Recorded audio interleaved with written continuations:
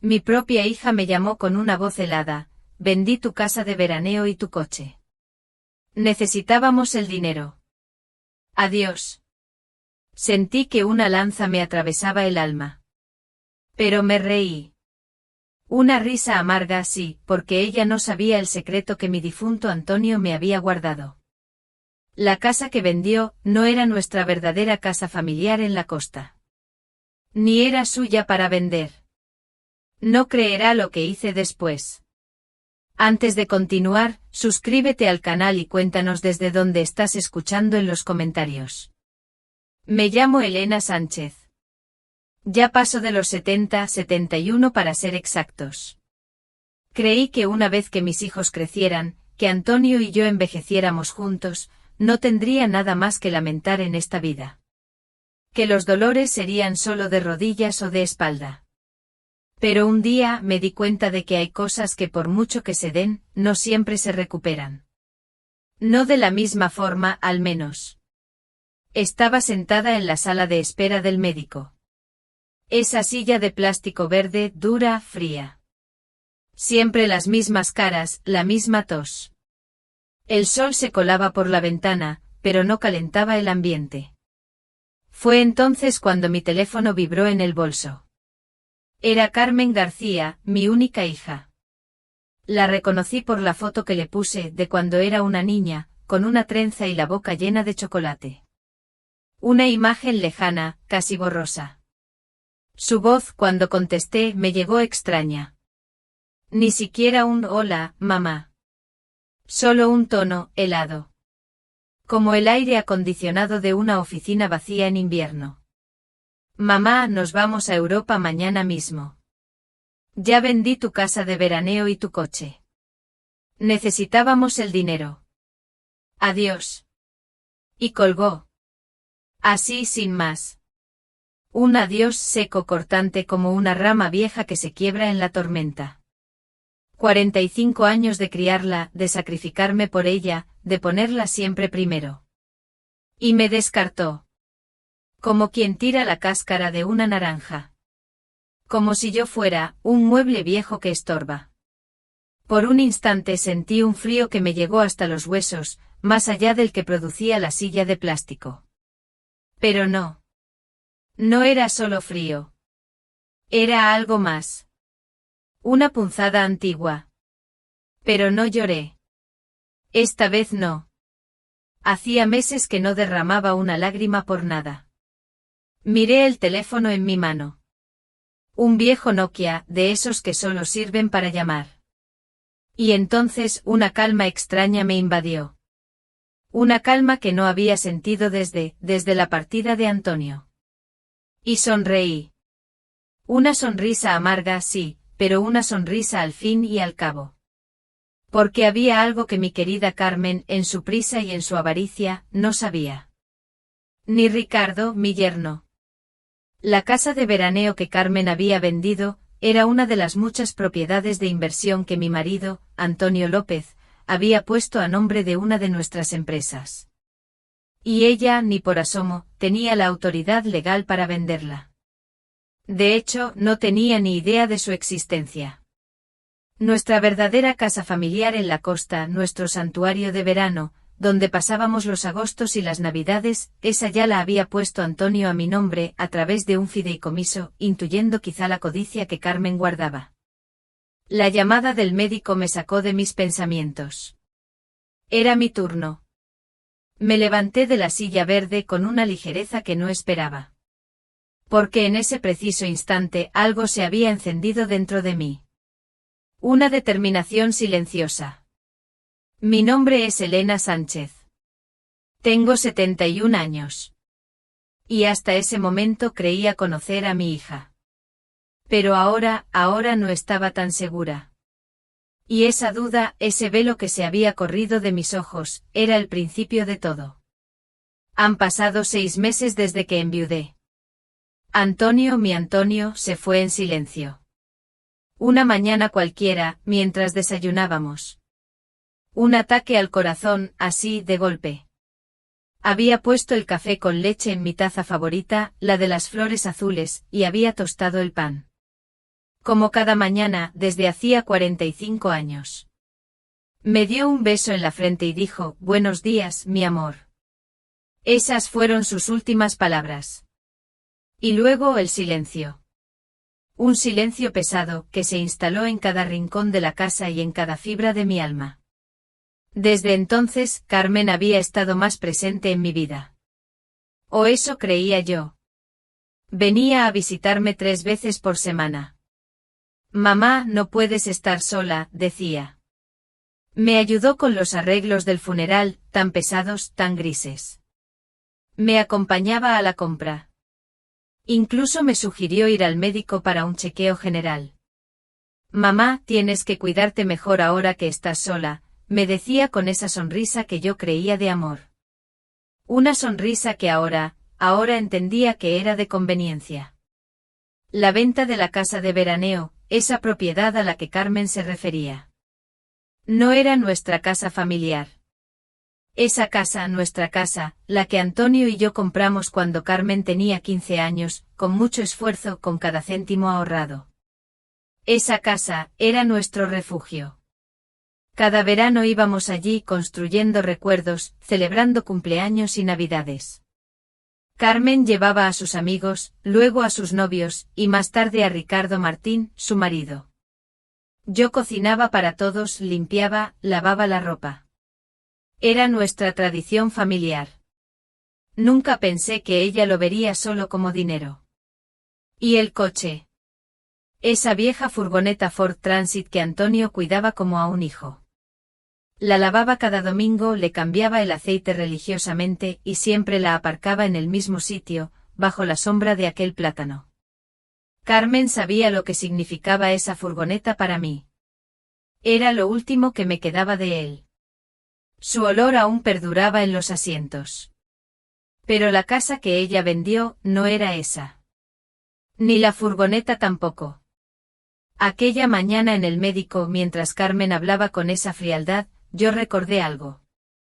3 días antes de morir, Antonio me había entregado un sobre de Manila.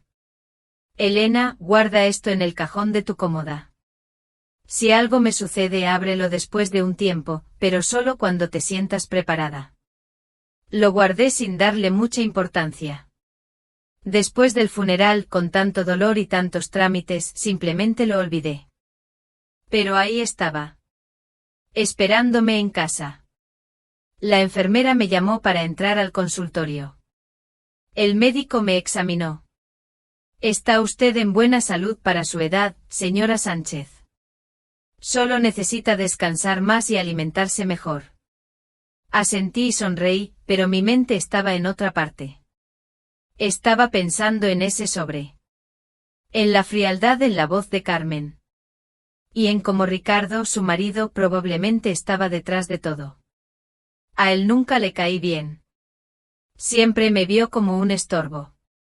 Salí de la consulta y caminé lentamente hacia la parada de autobús. Ya no tenía coche, según Carmen. Pero mientras esperaba, no pude evitar sonreír. Había algo poético en todo esto. Mi hija creía que me había dejado sin nada. Pero lo que ella no sabía era que Antonio, mi querido Antonio, siempre había sido un hombre previsor. Un hombre que incluso en silencio siempre pensó en los suyos. El autobús llegó y me senté junto a la ventana. Observé la ciudad pasar. Las casas, las tiendas, la gente corriendo por todas partes, todos con sus propias tragedias, sus propios secretos. Yo también tenía los míos. Y estaba a punto de descubrirlos. Cuando el autobús me dejó en la esquina, el sol ya empezaba a esconderse. La casa se sentía diferente. Siempre había sido nuestro refugio, el lugar donde el eco de la risa de Antonio aún resonaba, donde el silencio era solo una pausa entre recuerdos. Pero ahora, ese silencio me hablaba de otra cosa. Me hablaba de un sobre. El sobre de Antonio. Subí los pocos escalones, abrí la puerta. El olor a mi hogar, a mi vida, me envolvió. Pero había algo nuevo en el aire. Una especie de llamado. Fui directamente a mi habitación, al viejo tocador de madera que Antonio había restaurado para mí hacía años. Abrí el cajón superior, ese que siempre guardaba las cosas importantes. Y ahí estaba. Un sobre de Manila, un poco arrugado, como si hubiera esperado este momento durante mucho tiempo. Mis manos temblaron un poco al cogerlo. Sentí que había varios documentos dentro. Antonio había escrito mi nombre en el anverso con su letra pulcra y elegante. Una letra que ahora me parecía un abrazo. Me senté en el borde de la cama, la misma cama que habíamos compartido durante tantos años. Era la hora. Inspiré hondo.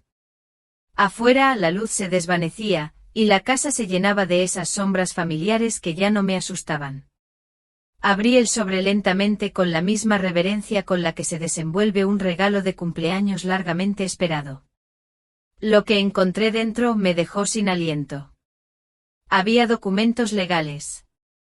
Escrituras de propiedades, certificados bancarios, acciones de empresas y, lo más importante, una carta escrita a mano por Antonio. Mis ojos se llenaron de lágrimas al ver su letra familiar. Mi querida Elena, empezaba. Si estás leyendo esto significa que ya no estoy contigo. Perdóname por no contártelo todo en vida, pero quería protegerte de preocupaciones. A lo largo de los años invertí nuestros ahorros en propiedades y negocios. No solo tenemos la casa familiar en la costa.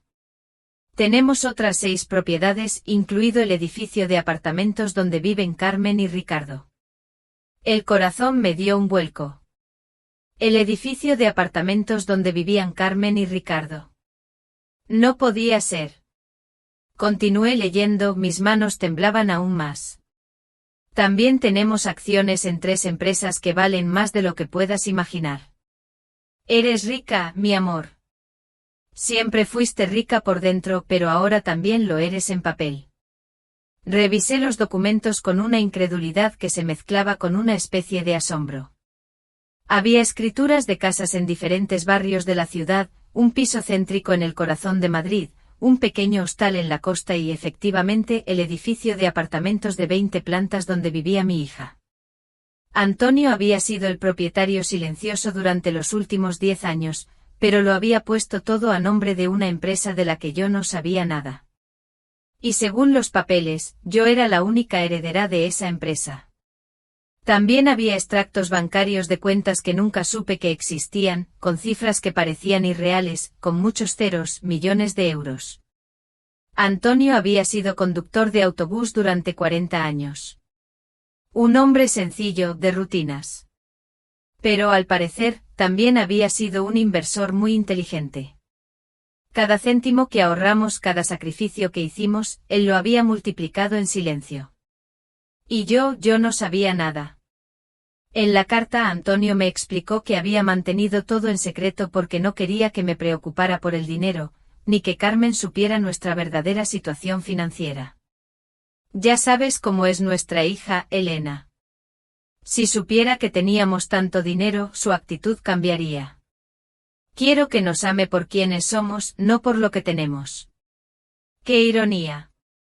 Nuestra hija nos había dejado pensando que no teníamos nada, cuando en realidad teníamos de todo. Sentí una punzada de dolor, pero esta vez mezclada con una rabia fría. Antonio la había amado tanto, se había esforzado tanto por protegerla incluso de su propia ambición. Y ella lo había tirado todo por la borda con una llamada helada. Esa noche no pude dormir. Caminé por la casa, tocando los muebles viejos, los objetos de adorno que Carmen siempre había criticado por anticuados. Miré las fotos familiares en la pared, especialmente una donde ella tenía 5 años, sentada en las rodillas de Antonio, riendo a carcajadas.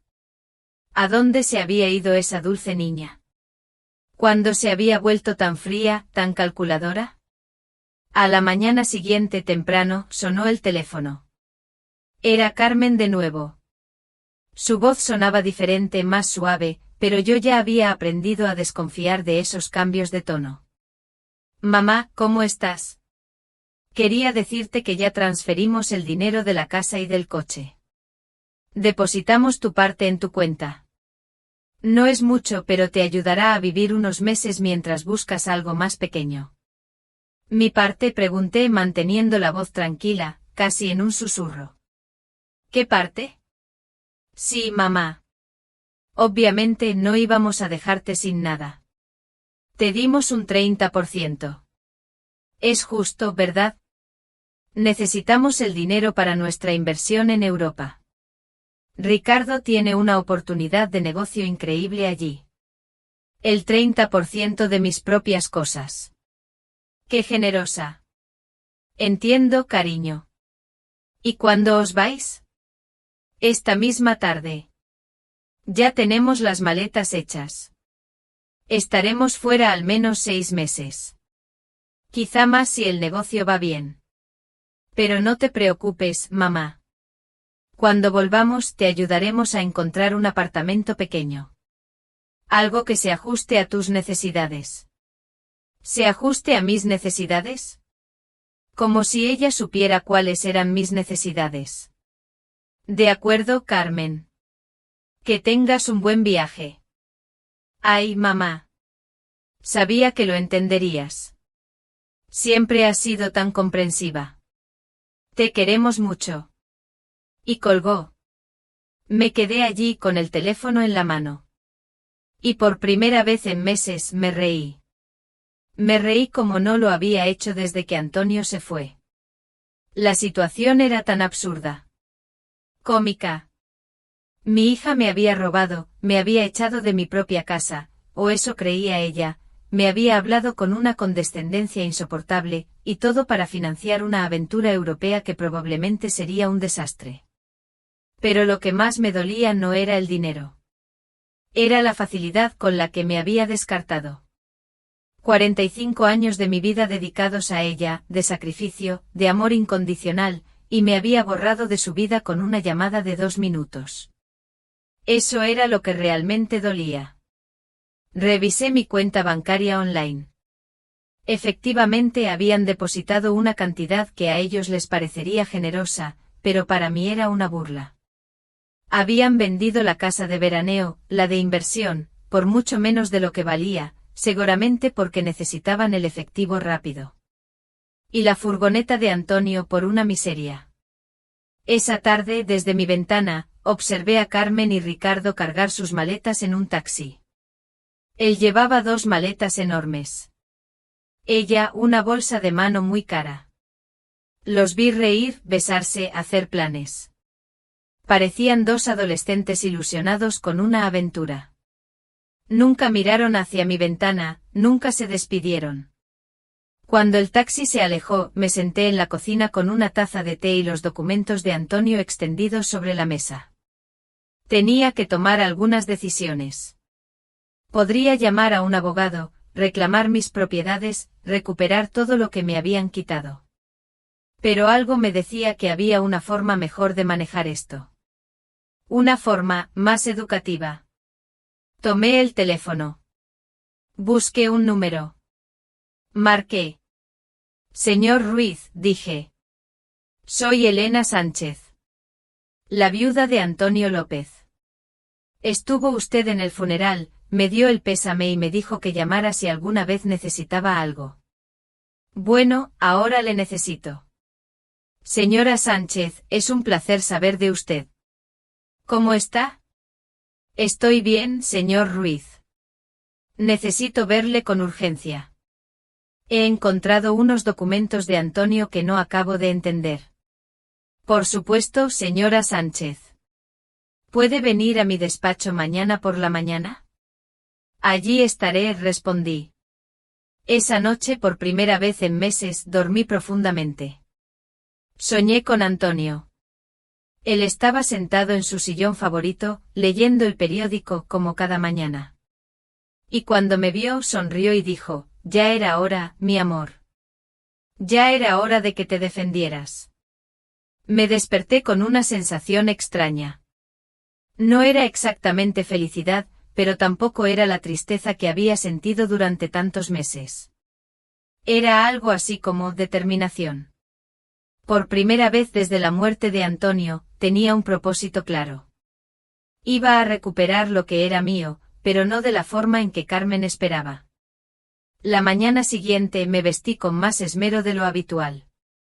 Me puse mi vestido color vino, ese que Antonio siempre decía que me hacía lucir elegante. Me arreglé el pelo y me puse un poco de maquillaje. Y cuando me miré al espejo, vi a una mujer que no había visto en mucho tiempo. Una mujer fuerte. Una mujer con un propósito.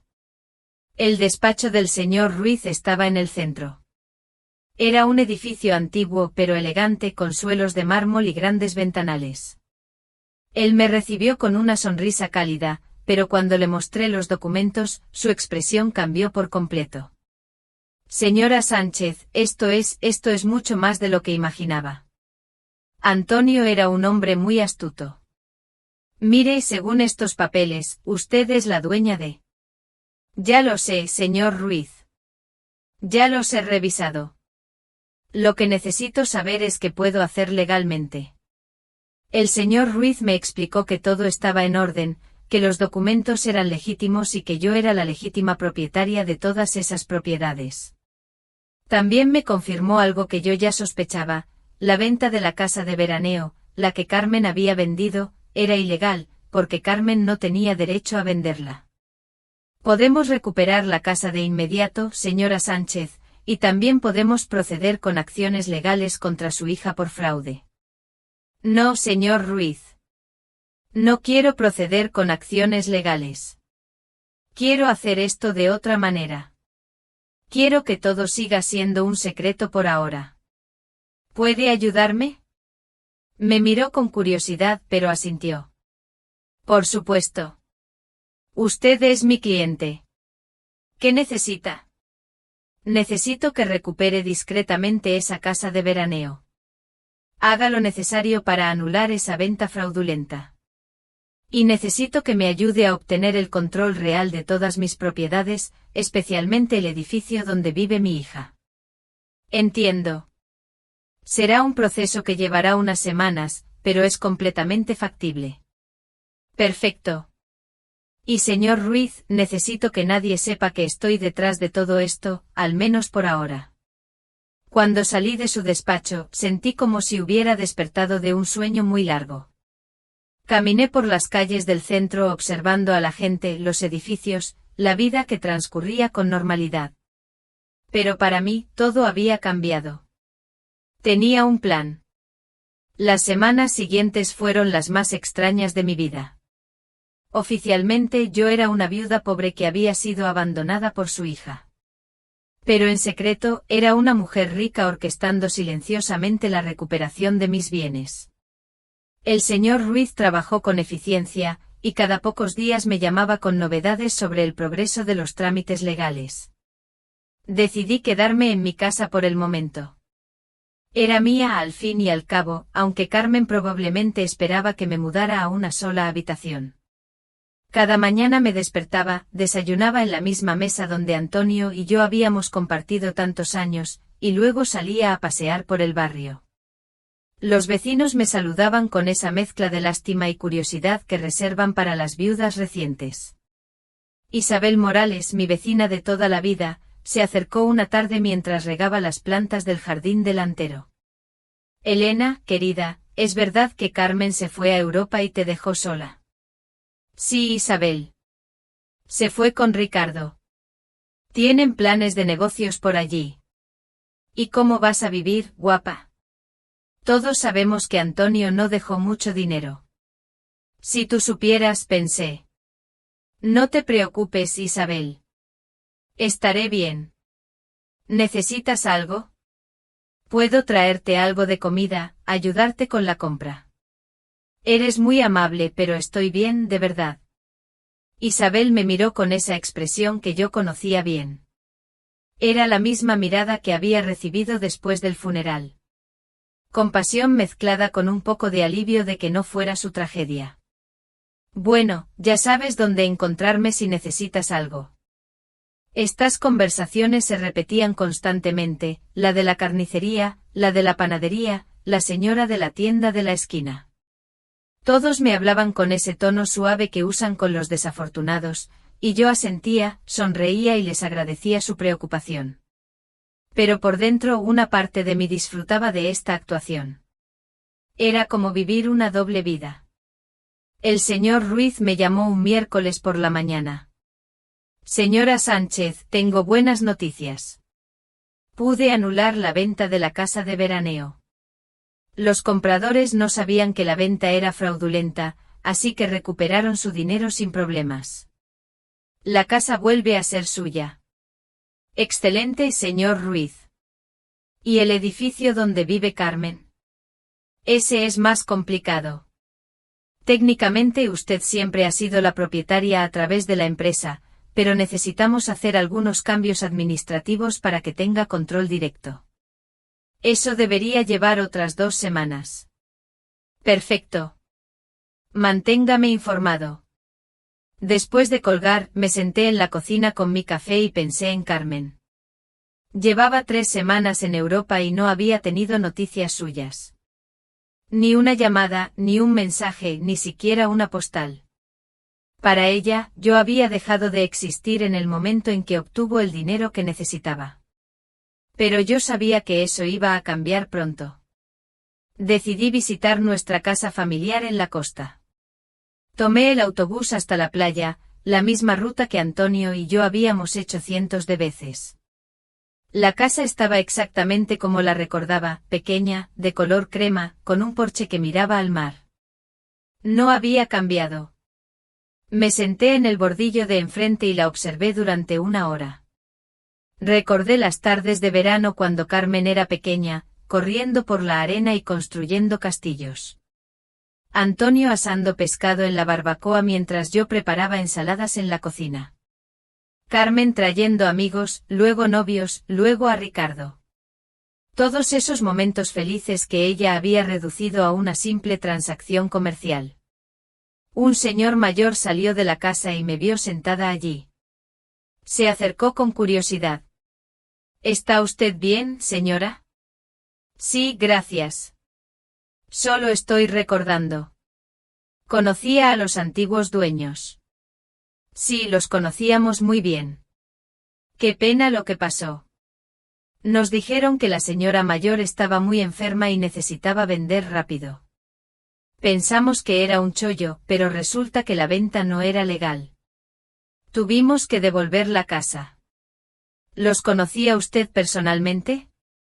No. Hicimos todo a través de intermediarios, pero nos dijeron que la hija se encargaba de todo porque la madre no podía. ¡Qué situación tan triste! Si tú supieras lo triste que fue en realidad, pensé. Bueno, me alegro de que no perdiera su dinero. Sí. Por suerte, todo salió bien. Aunque ahora tenemos que buscar otra casa. Nos gustaba mucho esta.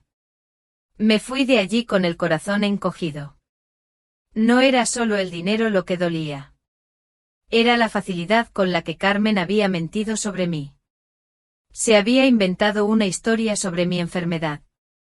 Había usado mi supuesta vulnerabilidad para justificar sus acciones. Para ella, yo no era una persona con sentimientos, sino un obstáculo que había que remover. Esa noche volví a llamar al señor Ruiz.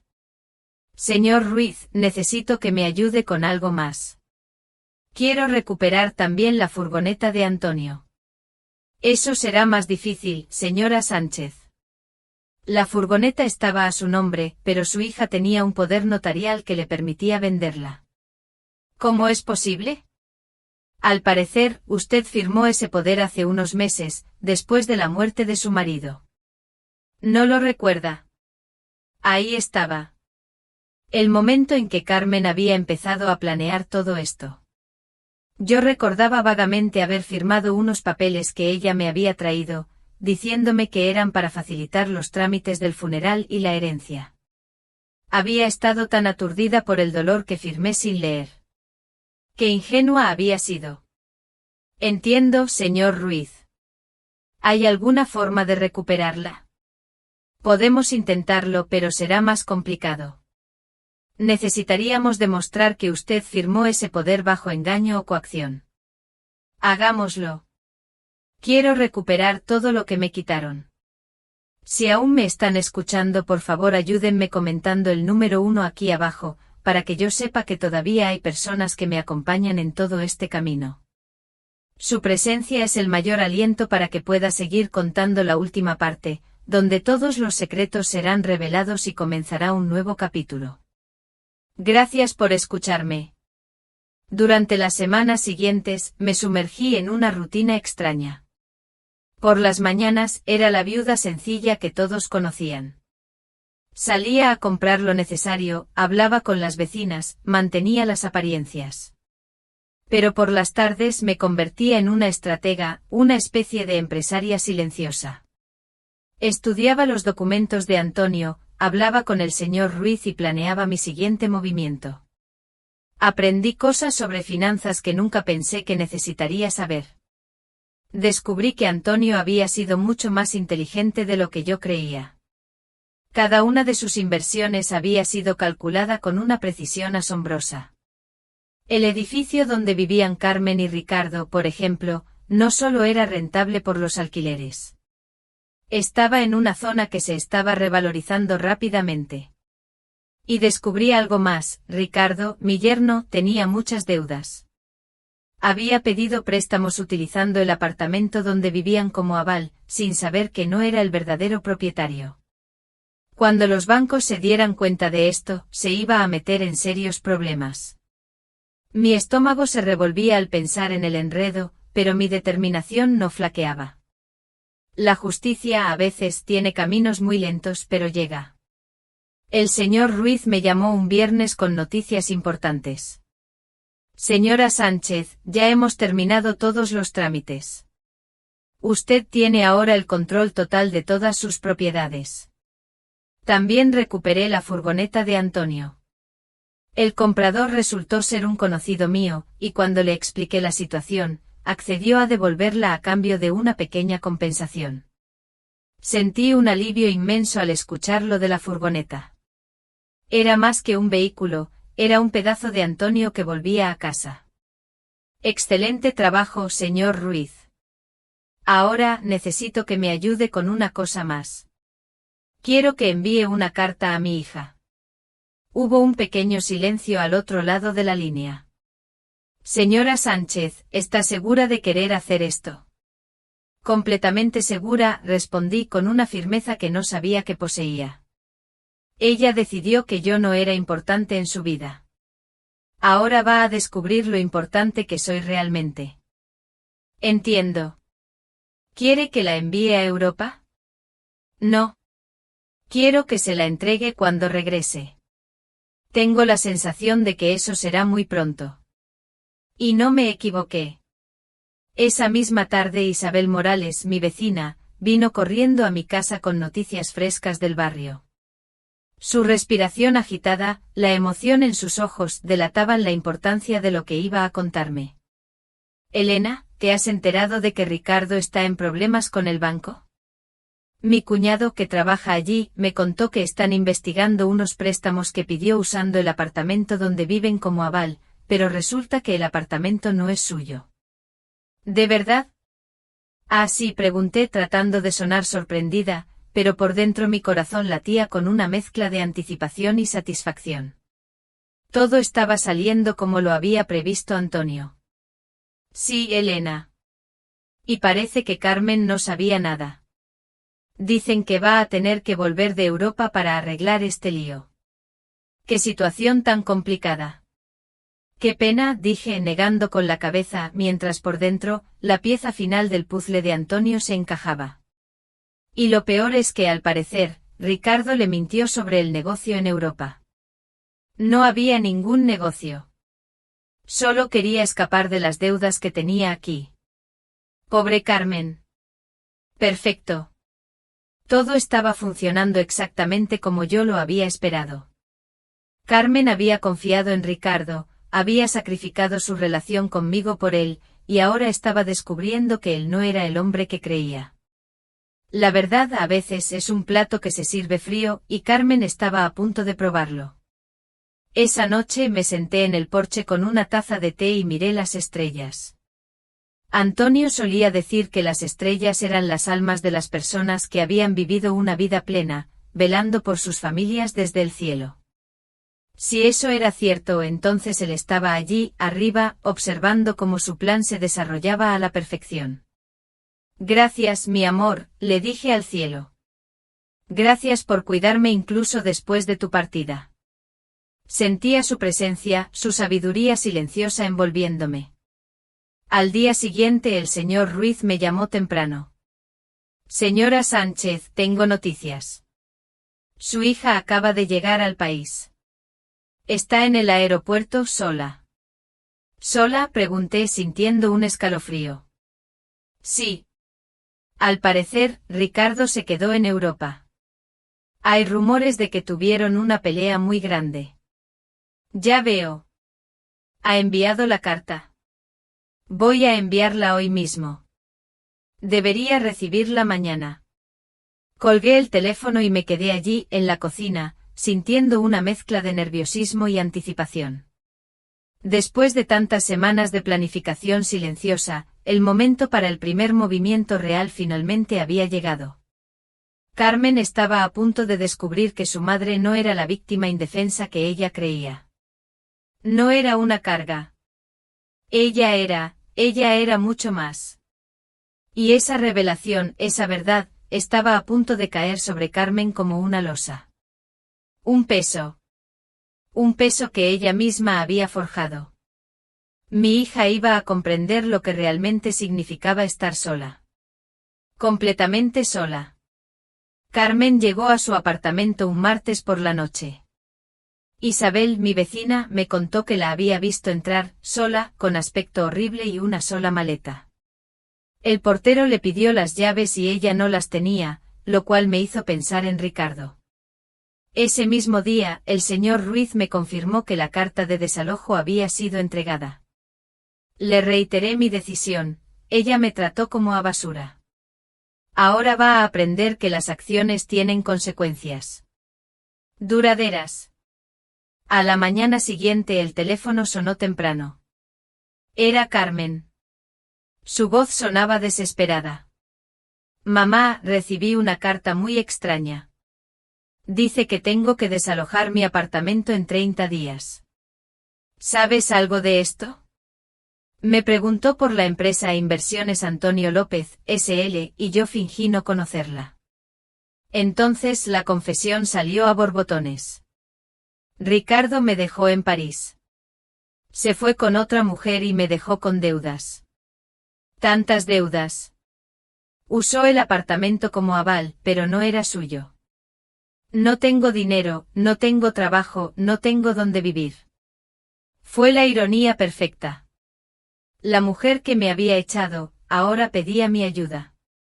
Con la voz más suave que pude, le dije, por supuesto, cariño. Esta siempre será tu casa. Cuando me abrazó, sentí su desesperación. Yo la abracé también, pero mi abrazo era calculador. Estratégico. Carmen se fue esa tarde a buscar sus pocas pertenencias. Me quedé en la cocina, pensando en mi plan. Ella había venido a mí como yo quería, rota, sin opciones. No sospechaba nada. Para ella, yo era solo su madre abandonada. Días después, mientras Carmen se instalaba en su antigua habitación, apareció con un segundo sobre de Manila. Mamá, encontré esto entre las cosas de papá. Tiene tu nombre. Era una letra de Antonio y una llave pequeña. Elena, si lees esto después de haber recibido el sobre principal, significa que nuestra hija está pasando por un momento difícil. Esta llave abre una caja de seguridad en el Banco Central. El número es 247. Hay algo allí que puede ayudarte a ayudarla, pero úsalo con sabiduría. Con amor eterno, Antonio. Carmen, con una chispa de esperanza, me preguntó, ¿crees que deberíamos ir a ver qué hay ahí? Tal vez hay algo valioso que pueda ayudarnos. La desesperación en su voz era palpable. Ella se aferraba a cualquier posibilidad. De acuerdo, dije después de una pausa calculada. Podemos ir mañana. La noche caía. Yo había sembrado la semilla de una nueva esperanza para Carmen, una esperanza que en mi plan, serviría para una lección aún más profunda.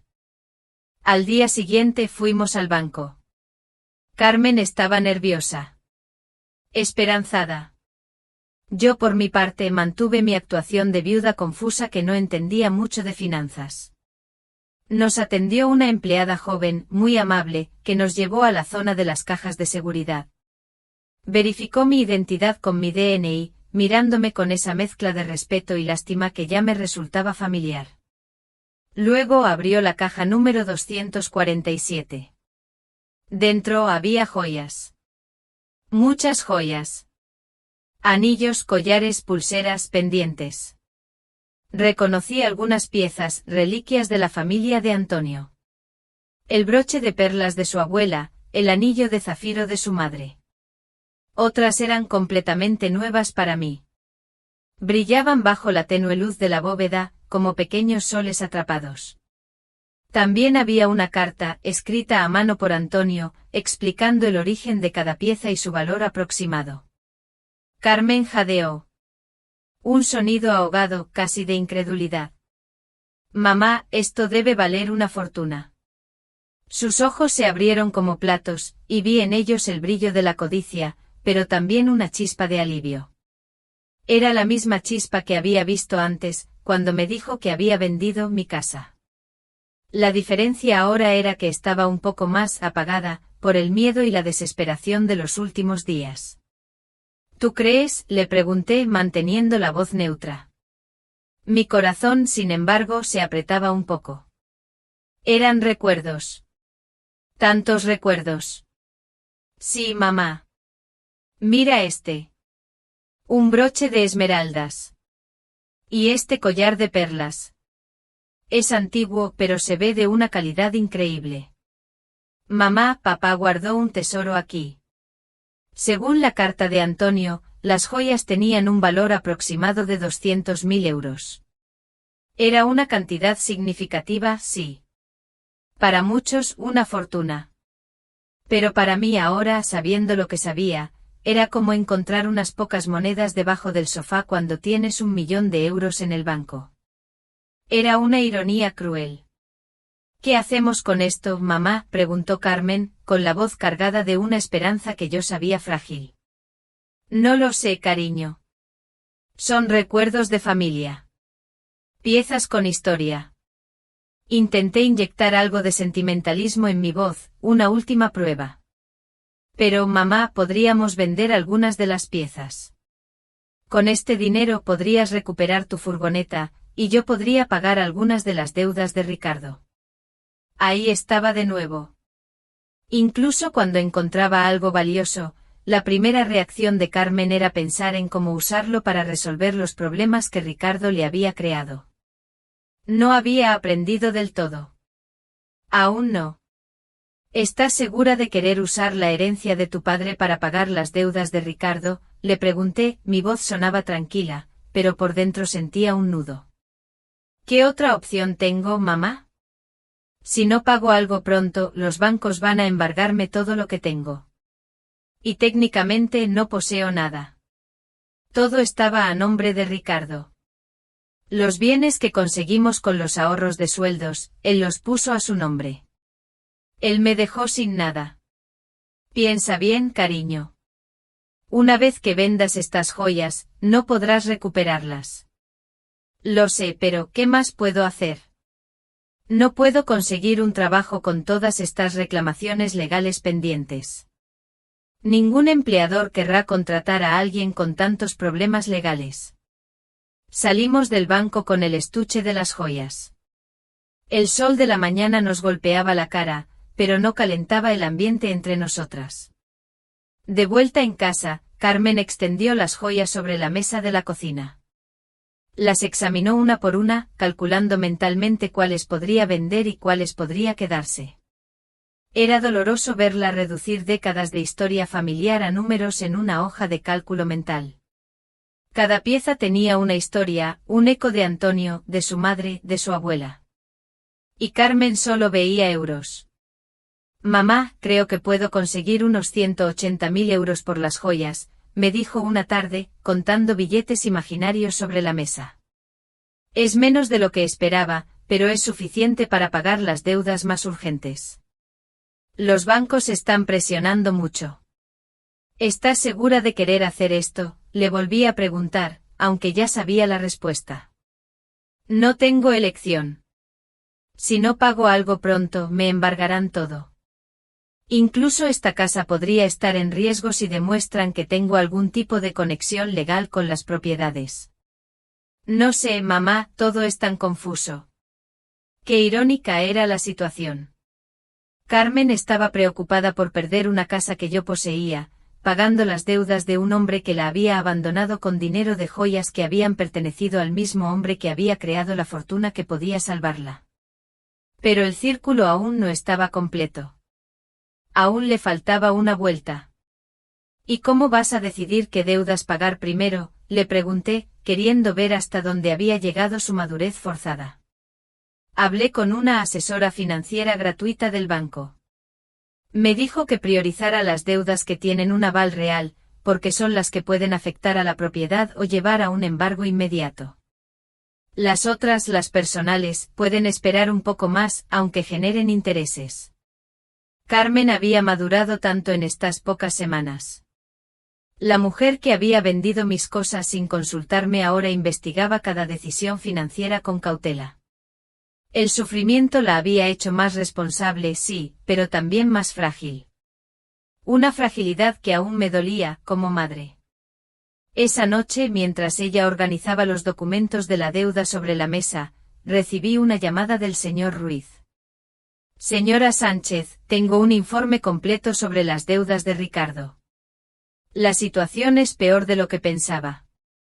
¿Cuánto peor?, pregunté, mi voz apenas un susurro. Debe más de 200.000 euros a varios bancos y también tiene deudas con prestamistas privados.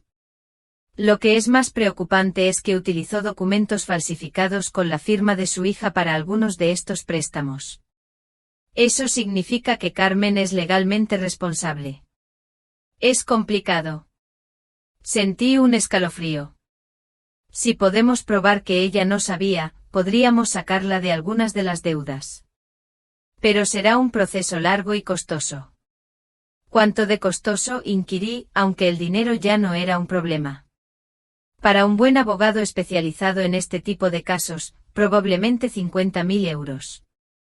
Y no hay garantía de éxito. Entiendo.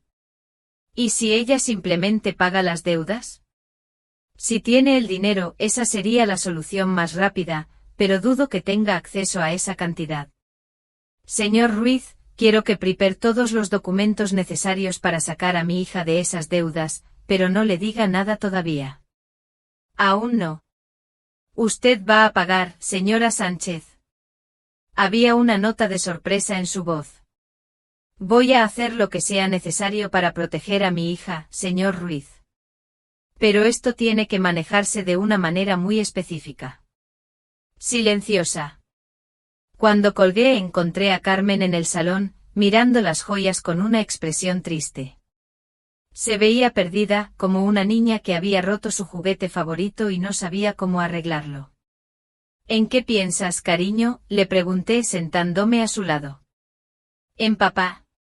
En lo decepcionado que estaría de mí si pudiera ver lo que hice con mi vida. Tu padre te quería mucho, Carmen. Él entendería. No, mamá. Él me enseñó a ser responsable, a valorar la familia, a no ser egoísta. Y yo hice todo lo contrario. Abandoné a mi madre por un hombre que resultó ser un mentiroso. Vendí los recuerdos de mi familia por dinero. Arruiné todo lo que él construyó. Por primera vez desde que había regresado, escuché un arrepentimiento genuino en su voz. No era solo lamentarse por las consecuencias de sus acciones, sino un verdadero reconocimiento de que había hecho algo moralmente incorrecto. Era un inicio.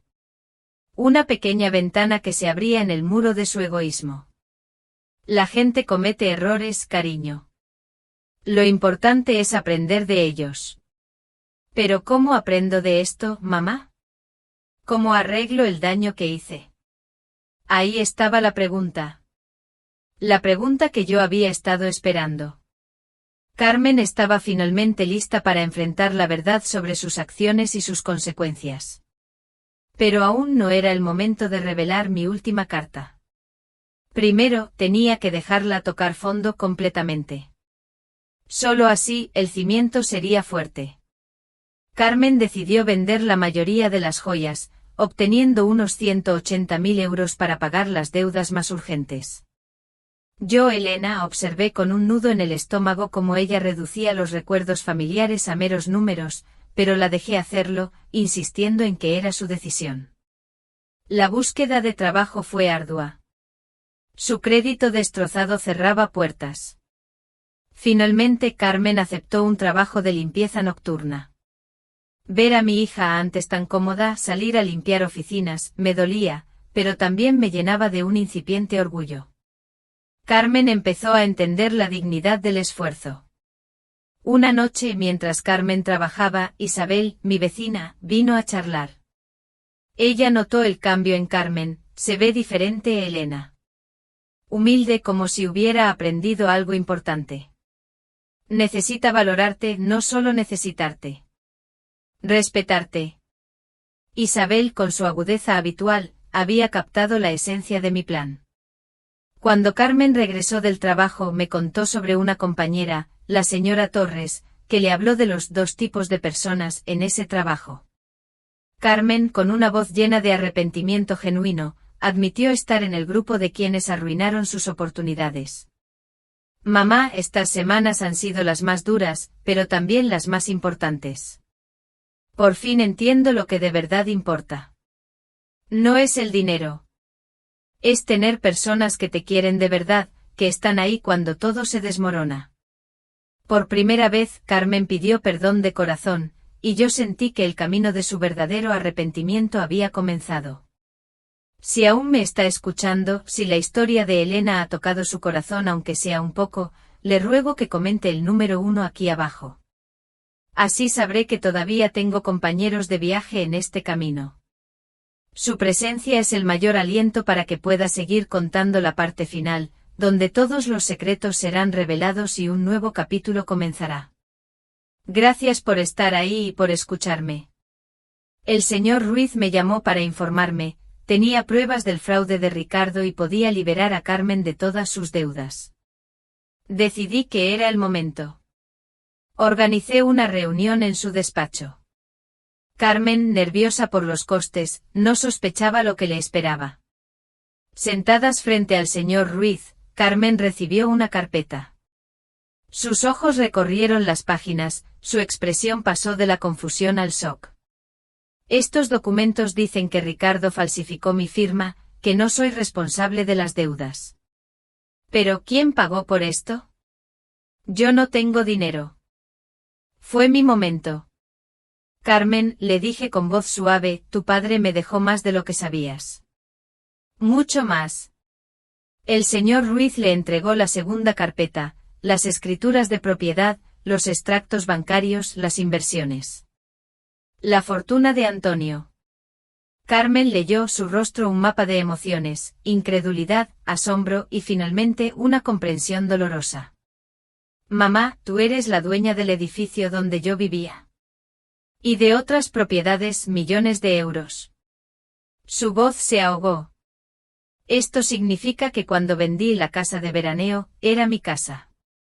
Y la venta fue fraudulenta. Ya la recuperé, Carmen, le respondí. ¿Desde cuándo sabes todo esto? Desde el día en que me llamaste desde la consulta del médico. Su voz se quebró.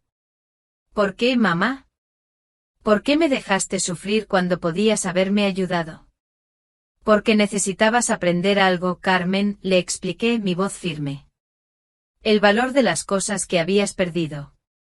El valor de la familia, del respeto, de la responsabilidad. Cuando me abandonaste no fue solo dinero lo que me quitaste. Fue dignidad. Fue amor. Fue confianza.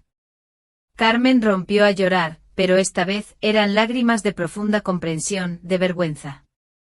Yo te abandoné. Te traté como a basura.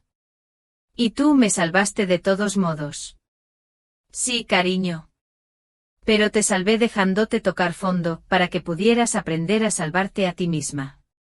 El señor Ruiz confirmó que Carmen estaba libre de todas las deudas y problemas legales. ¿Y el trabajo de limpieza que conseguí?, preguntó Carmen. Puedes dejarlo si quieres, le dije. Pero espero que no lo hagas. Ese trabajo te está enseñando el valor de tu propio esfuerzo, la dignidad del trabajo honesto. Carmen me miró con una expresión nueva de respeto. ¿Me perdonas, mamá? Te perdoné hace mucho tiempo, cariño. La pregunta es, ¿puedes perdonarte a ti misma? Nos quedamos en silencio, dos mujeres adultas, en el umbral de un nuevo entendimiento. El señor Ruiz nos dejó solas en su despacho durante unos minutos más. Carmen y yo nos sentamos en silencio, el aire denso con las emociones recién liberadas. No era un silencio incómodo, sino uno de comprensión profunda, como si un velo se hubiera levantado entre nosotras. Finalmente Carmen rompió la quietud. Mamá, su voz aún era frágil, pero ahora tenía una cualidad diferente, una resonancia que no había escuchado en años. Quiero que sepas algo. Aunque no tuvieras todo este dinero, aunque fueras realmente la viuda pobre que yo creía, habría aprendido la misma lección. Mis ojos se posaron en los suyos, llenos de una curiosidad silenciosa. ¿Qué lección, cariño? Que no hay nada más valioso que tener a alguien que te quiere incondicionalmente. Durante estas últimas semanas, lo único que me mantuvo cuerda fue saber que tenía un hogar contigo. Que no importaba cuánto hubiera arruinado mi vida, tú seguías siendo mi madre. Eso nunca cambiará, Carmen. Lo sé. Pero también sé que nunca más podré dar ese amor por sentado. Tengo que ganarlo cada día. Con respeto. Con gratitud. Con acciones, no solo con palabras. Salimos del despacho del señor Ruiz con una relación completamente nueva.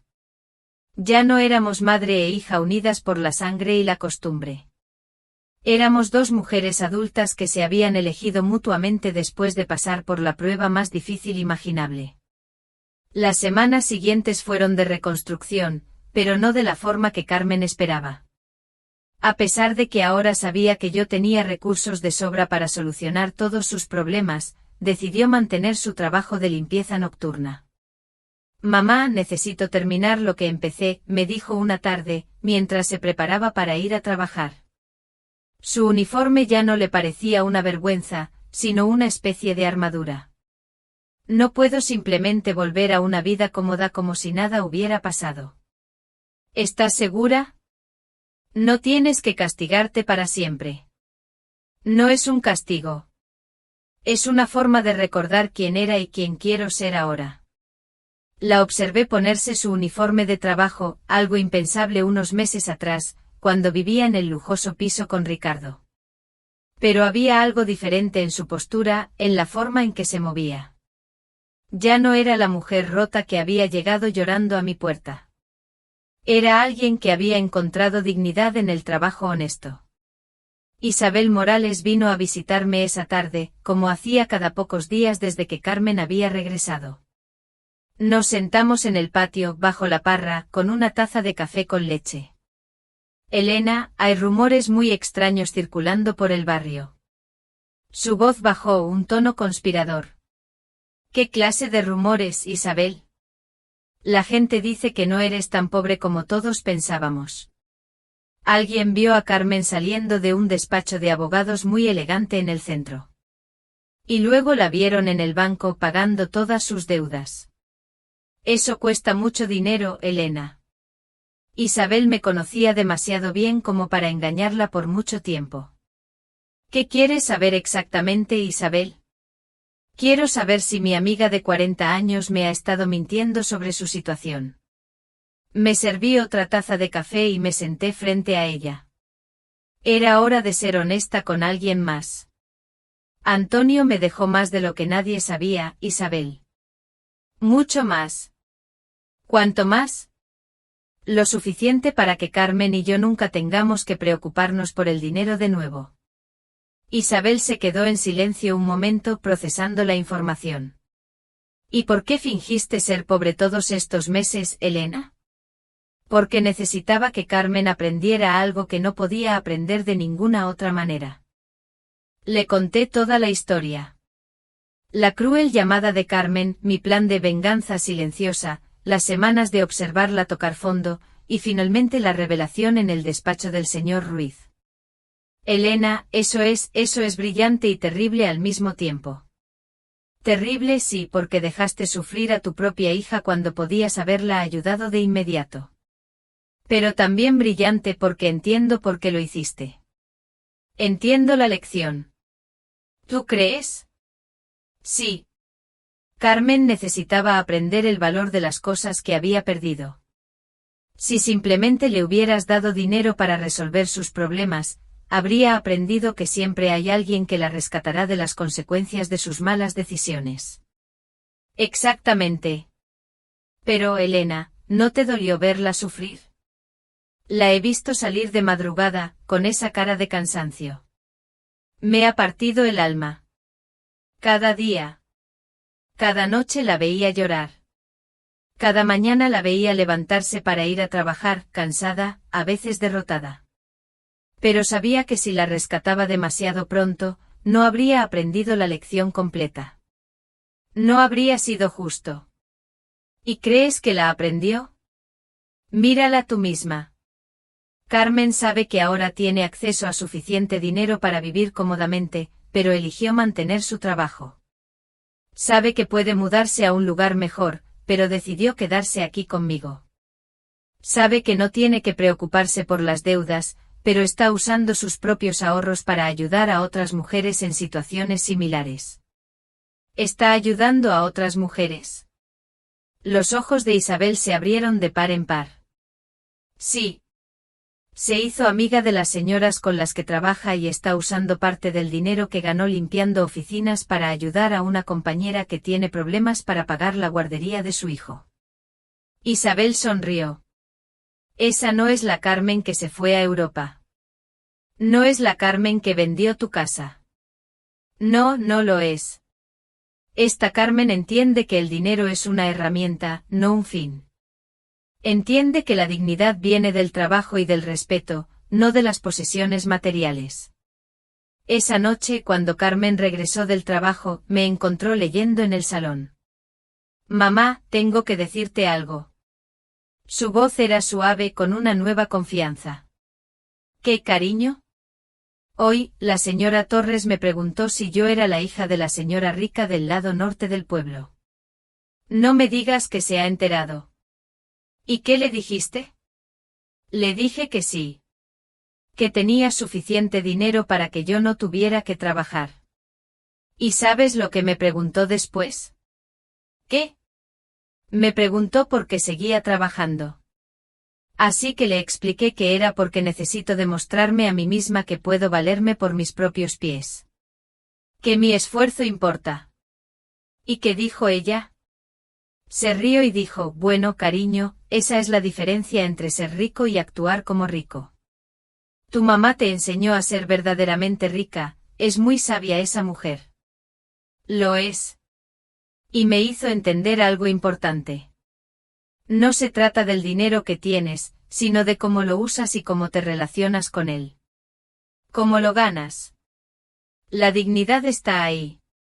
Carmen se sentó conmigo en el sofá. Mamá, quiero que sepas que he tomado una decisión. Voy a seguir viviendo aquí contigo, pero no como una hija que ha vuelto a casa de sus padres. ¿Cuál es la diferencia? La diferencia es que voy a pagar mi parte de los gastos. Voy a contribuir al mantenimiento de la casa y voy a tratar esta relación como una sociedad entre dos mujeres independientes que se quieren y se respetan. Carmen, no necesitas. Sí, lo necesito. Mamá, necesito que nuestra relación sea diferente de lo que era antes. Antes era una hija que daba por sentado el amor y el cuidado de su madre. Ahora quiero ser una mujer adulta que valora y cuida la relación más importante de su vida. ¿Y tu trabajo? Voy a seguir trabajando, pero no necesariamente limpiando oficinas para siempre. Quiero volver a estudiar. Quiero prepararme para hacer algo más significativo con mi vida. Pero quiero hacerlo paso a paso, ganando cada oportunidad. Con mi esfuerzo. ¿Tienes alguna idea de lo que quieres estudiar? Sí. Quiero estudiar trabajo social. Estas últimas semanas me han enseñado cuántas personas están pasando por situaciones difíciles sin tener a nadie que las apoye. Quiero usar los recursos que tenemos, los que tú tienes y yo estoy aprendiendo a valorar, para ayudar a otras mujeres que están pasando por lo mismo que yo pasé. Con dignidad. Era perfecto. Carmen no solo había aprendido a valorar lo que tenía, sino que había encontrado una manera de usar su experiencia para algo constructivo. La lección de Antonio, la lección que yo le había dado, había calado hondo.